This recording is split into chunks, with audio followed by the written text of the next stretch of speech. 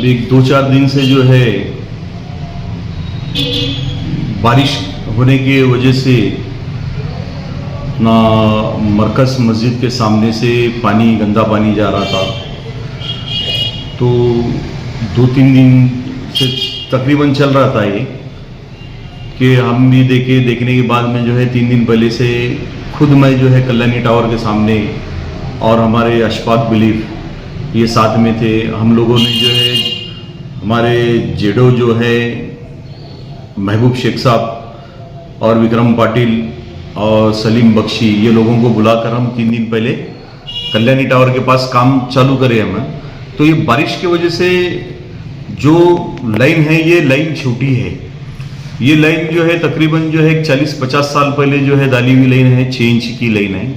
तो इसके बारे में हम माननीय आयुक्तों को भी लेटर दिए सो है कॉरपोरेशन, फिर और हम हमारे आमदार साहिबा को भी जो है इसके पहले कान पर उनकी बात ही रखे फिर से दोबारा जो है और हम जाकर जो है बात आमदार साहब को भी हमारे लेटर देकर और कुछ हमारा शिष्टमंडल यहाँ से साथ में आने वाला है हमारे।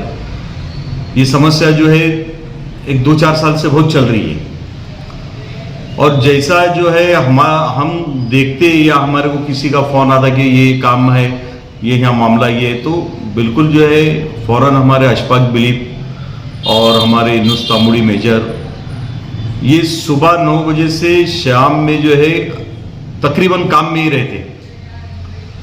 तो वो हिसाब से हम तो अपना काम कर रहे। जहां भी पूरे प्रभाग 14 में हमारे और अभी नया प्रभाग 20 होगा, ये प्रभाग में जब भी कोई भी नागरिकों की समस्या रही तो समस्या को हम अपने तरफ से और आमदार परिणीतिताई शिंदे शहर मध्य के आमदार हमारे इनके तरफ से हम इस समस्या को जो है दूर कर रहे हैं। बाकीचे नगरसेवक दिसत नाही है अभी कैसा देखो साहब, 5 मार्च 2022 को कॉरपोरेशन डिसॉल्व हो गई और सभी नगरसेवक अपनी अपनी जगह चले गए। लेकिन हम जो है तकरीबन ये प्रभाग में वार्ड में 25 सालों से हम काम कर रहे हैं।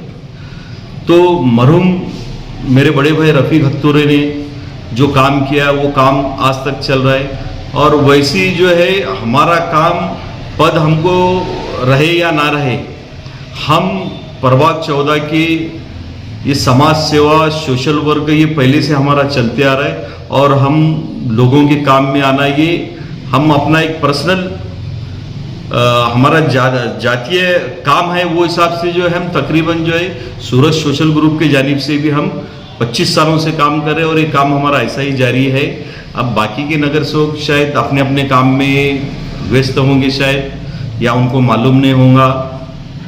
और काम तो कैसा हर कोई जो भी नगर सेवक पूरे शहर सोलापुर का अपने एरिया में कुछ होता है तो काम करने की कोशिश करता है। अभी कुछ लोगों के इससे जो है काम होते, कुछ नहीं होते।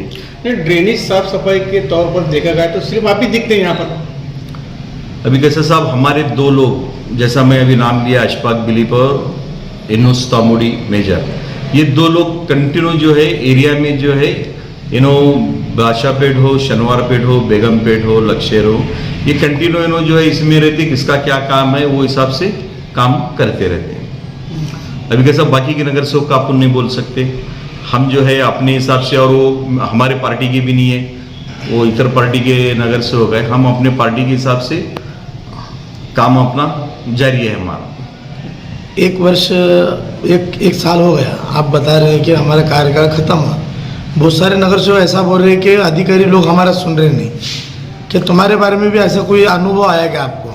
नहीं, ऐसा तो कुछ भी नहीं। अभी देखो, पहला तो जो है जिस वक्त मैं चुन के आया तो मेरे को वक्त बहुत कम मिला। एक 3 साल मिले, उसमें से 1.5-2 साल तो जो है लॉकडाउन में गए, तो कोई भी काम नहीं हुआ।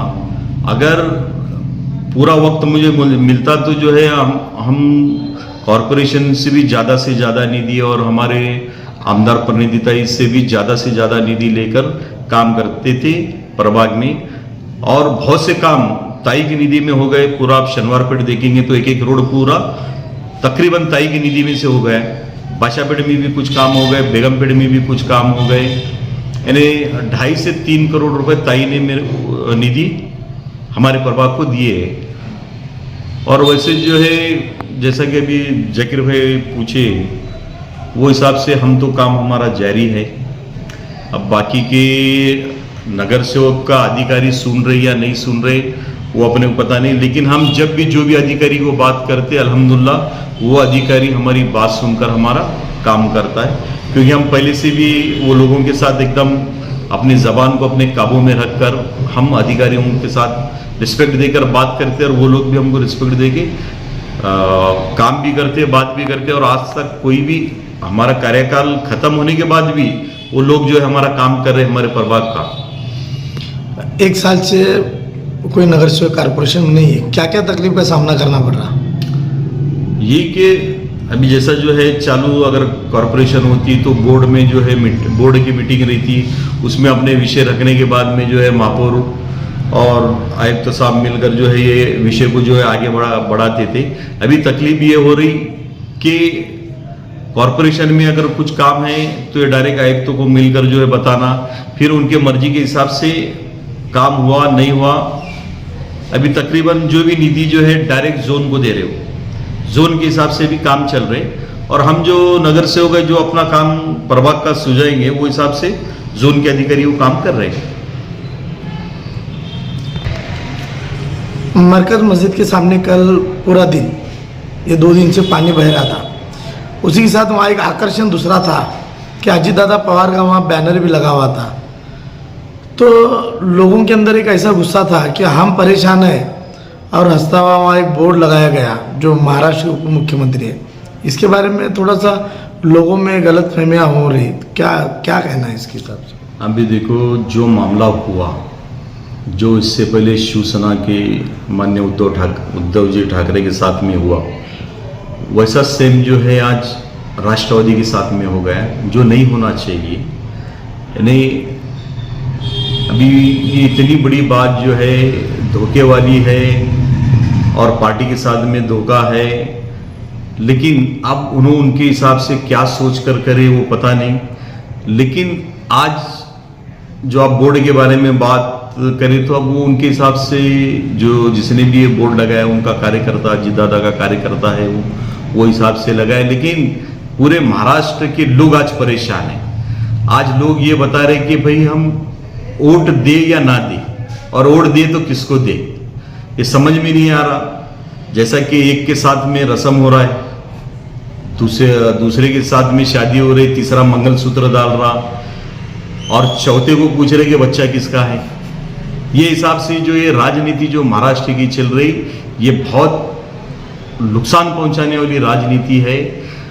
और ये खास करके मतदार ये भी बोल रहे कि भाई हमारा वोट का हक आप बिकत ले लो और आप तय करो सरकार को इसको बनाना है क्या बनाना है। अभी जो भी होगा माननीय शरद चंद्र पवार जी साहब के राष्ट्रवादी के साथ ये फुटम फाट जो हो रही है पक्ष के अंदर, शिवसेना में और राष्ट्रवादी में, किसका हाथ हो सकता है इसमें?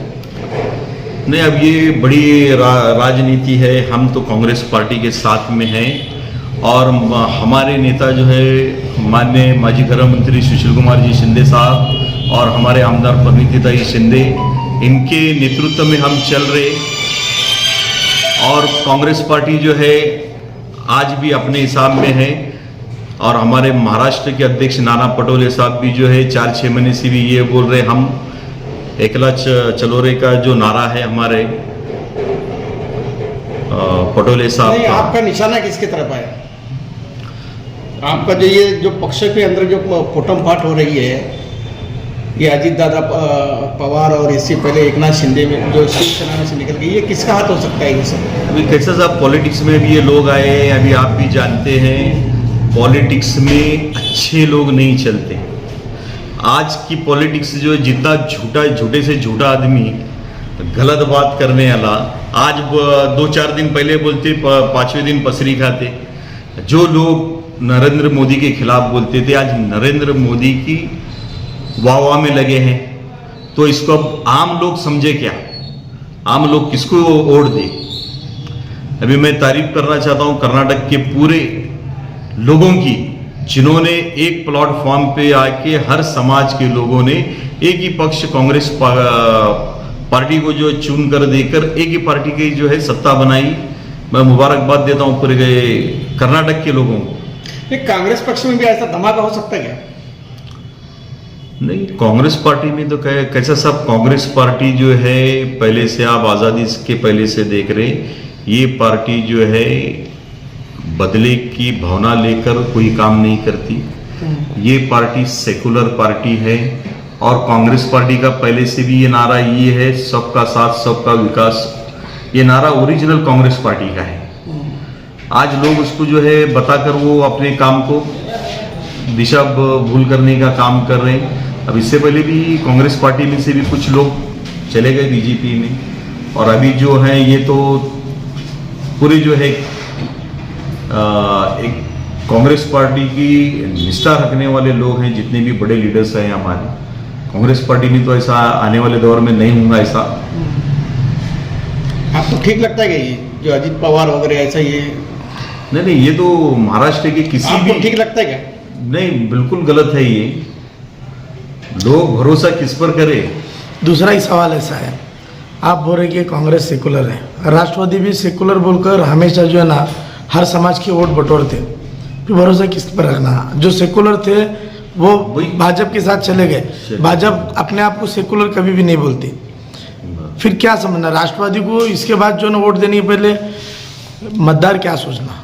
अभी देखिए साहब, इससे पहले उद्धव ठाकरे साहब के साथ में जो हुआ, जो सेकुलर लोग, जितने सेकुलर आमदार थे शिवसेना के, वो उद्धव साहब के साथ में रह गए।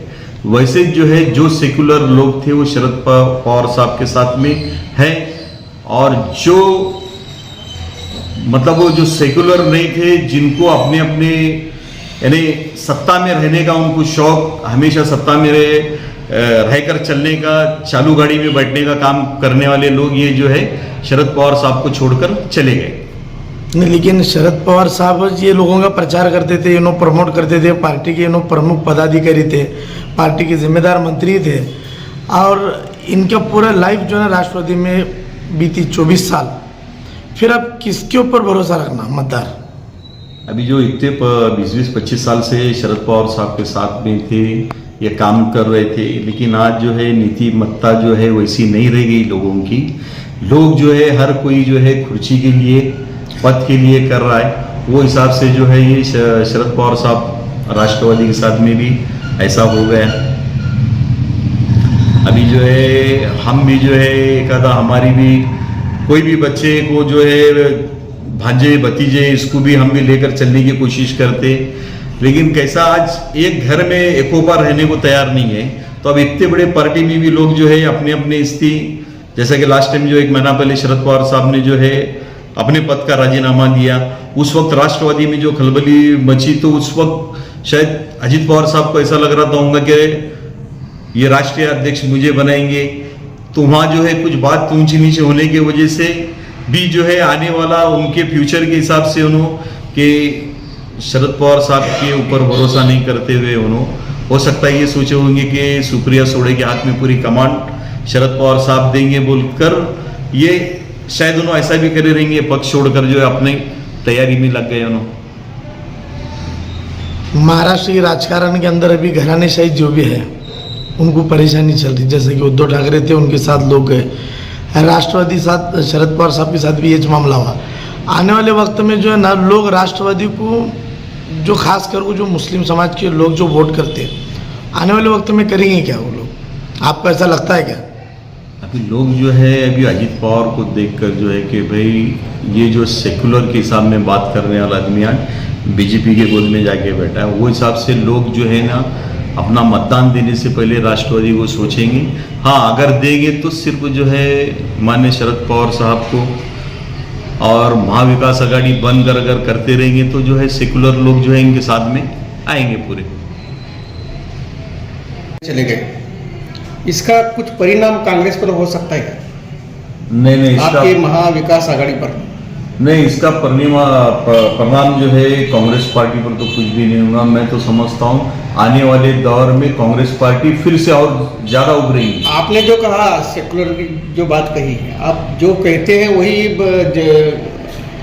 बीजेपी के गोद में जाकर बैठ गए, फिर जनता कैसा विश्वास रखेंगे आप पर? नहीं, कांग्रेस तो देखो आपका सब दोस्ताना है ना। है, लेकिन हमारा दोस्ताना जो है महाविकास आघाड़ी का राष्ट्रवादी शरद पवार साहब और माननीय शिवसेना के उद्धव साहब ठाकरे के साथ में, पार्टी के साथ में था।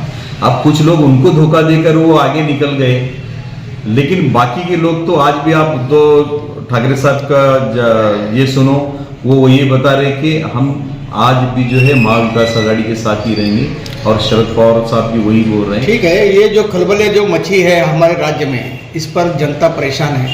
जनता के लिए आप क्या संदेश देना चाहते हैं? अभी जनता के लिए ये संदेश देंगे कि भाई अभी जो लोग कर रहे हैं, तो आप जो है आपका कीमती वोट जो है सोच समझ कर जिसे देना है। जो पार्टी नेशनल पार्टी आज आप देख रहे, हर मुद्दे को जो है सिर्फ कांग्रेस पार्टी उठा रही है। जितने भी अल्पसंख्यक के खिलाफ हो या अदर समाज के खिलाफ हो, महाराष्ट्र में हो, केंद्र में हो, सिर्फ कांग्रेस पार्टी ये मुद्दों को उठा रही है। जब उनको भी, राहुल गांधी को भी जो है सदन में जब तकलीफ होने का चालू करे, तो उन्होंने अपनी बात लोगों तक पहुंचाने के लिए और लोगों की बात सुनने के लिए हमेशा तकलीफ का सामना करना पड़ा। हाँ, तो ये जो कन्याकुमारी से कश्मीर तक जो है उन्होंने भारत जोड़ो यात्रा जो निकाली, उसमें उसका फायदा कांग्रेस पार्टी को बहुत से फायदा हो रहा, और राहुल गांधी आने वाले दौर के जो प्रधान रहेंगे, ऐसा लोगों का बोलना भी है और हमारा भी मानना है। हम तो पार्टी वाले हैं और पार्टी के साथ में हम रहने वाले हैं। एक आखिरी सवाल, एमआईएम के प्रमुख असदुद्दीन ओवैसी बोल रहे हैं कि राष्ट्रवादी ये बीजेपी की बी टीम है, जबकि बार बार एमआईएम पर आरोप था कि एमआईएम भाजपा की बी टीम है बोलकर। आप बोल रहे तुम जो लोगों को सेकुलर बोलकर वोट दे वो हिंदुत्ववाद के साथ चले गए, तो सही सेकुलर मैं हूँ और अल्पसंख्यक समाज का सिर्फ देखने वाली एमआईएम पार्टी एक ही है, ऐसा उनका कहना था। नहीं, उनका कहना उनके हद तक वो ठीक रहेगा। अभी उन्होंने जो है ये 5-10 साल में जो अवैसी साहब जो काम करे, कि आप राजस्थान, उत्तर प्रदेश का आप इलेक्शन देखें, उत्तर प्रदेश में जहाँ पे जो है, अभी मैं सुनते आ रहा था और कुछ इस चीज़ों में पढ़ा था भी, कि आज़ादी से लेकर कुछ उत्तर प्रदेश के जो है 22 से 25 सीट ऐसे जो मुस्लिम के थे, वो अलग अलग पार्टी से आया करते थे। ये मायावती की पार्टी से बोलो, समाजवादी की पार्टी से बोलो, और वहाँ की भी लोकल कुछ पार्टियां हैं। ये पार्टियों से जो आने वाले सीट, जब अवैसी साहब वहाँ जाने के बाद वो 22-25 सीट भी जो है आने का बंद हो गए। अब ये बी टीम जो है, कांग्रेस वाले, राष्ट्रवादी वाले, जितने भी ये है जो है, कि यही बताते कि भाई ये एमआईएम पार्टी जो है ये बी टीम है। अभी केजरीवाल पार्टी जो आप आदमी है, ये जो सी टीम है। अभी हैदराबाद से जो नई चंद्रशेखर रेड्डी साहब की जो केसीआर, ये पार्टी आ रही, उसको भी लोग अभी ये बता रहे कि ये डी क्या बोलते हैं, डी टीम है, डी टीम है। तो अभी ये जो है कौन किसके वोट खाने आ रहा है, कौन किसके वोट काटने आ रहा, ये हम खुद भी सोच कर जो है किसे वोट देना, हम यानी सरकार किसकी हो रही और कौन चुन कर आ रहा, हमारा वोट किधर जा रहा। कांग्रेस के कुछ लीडर ऐसे पार्टियों को ABCD टीम बताकर अपने तरफ लोगों के वोट आकर्षण करने से झूठे ऐसे अफवाह फैला रहे, ऐसा भी बहुत सारे लोगों ने आरोप किया है। नहीं, झूठी अफवाह का सवाल ही नहीं। आप खुद देख रहे हैं ना साहब, अभी जो कर्नाटक में जो इलेक्शन हो गई, अब वहाँ के इलेक्शन में जो इससे पहले जो है तकरीबन 2018 में जब इलेक्शन हुए थे, उस टाइम भी जो अवैसी साहब का वहाँ देने का इरादा था सीट, लेकिन कुछ चीज़ों की वजह से उन्होंने नहीं दिए। फिर बीजेपी वाले ने तो हीरा गोल्ड वाले की जो मैडम थी उसको तैयार कर कर जो है वो हीरा गोल्ड वाले सीट दिए, उसके वजह से भी कुछ सीट जो है जो सेकुलर पार्टी के, जो कर्नाटक में सेकुलर पार्टी जो है लोग मानते कि एक कांग्रेस पार्टी और दूसरी GDS, तो ये लोगों का मामला ये होने के बाद में वहाँ बीजेपी ये करी। अभी आपके बार जो है अवैसी साहब समझदारी से काम कर कर कर्नाटक में अपनी सीट नहीं दिए, और कर्नाटक के जमात उलमा हिंद के जानिब से भी जो है अवैसी साहब को रिक्वेस्ट किया गया, तो उन्होंने उनकी बात मानकर भी सिर्फ 1-2 सीट दिए, वो भी सीट नहीं है। और बाकी की जगह सीट नहीं है बोल। घडामोडी बातम्या पाहण्यासाठी प्राईम टाइम इंडिया न्यूज चॅनलला सबस्क्राईब करा